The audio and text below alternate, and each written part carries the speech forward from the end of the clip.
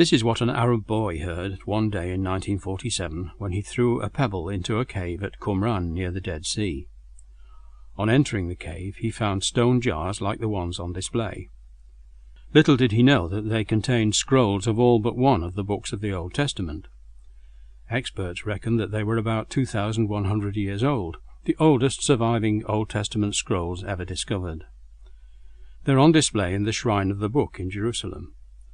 Despite their age, the wording on these ancient scrolls is remarkably similar to what we have today. Normally it would not be unreasonable to expect big changes due to the passage of time.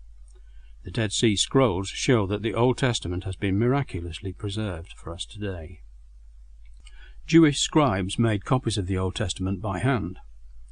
They treated the work with such reverence that they proofread every copy scrupulously. If they found a mistake, the whole page would be discarded and they would have to start again. They had strict copying rules, such as each line should consist of 30 letters, each column should have an even number of lines, no letters or words should be written from memory, each word in the original should be spoken aloud before being copied, and words, even letters, were counted, and the whole scroll was then checked by a supervisor. On the table you can see an actual example of a Hebrew scroll.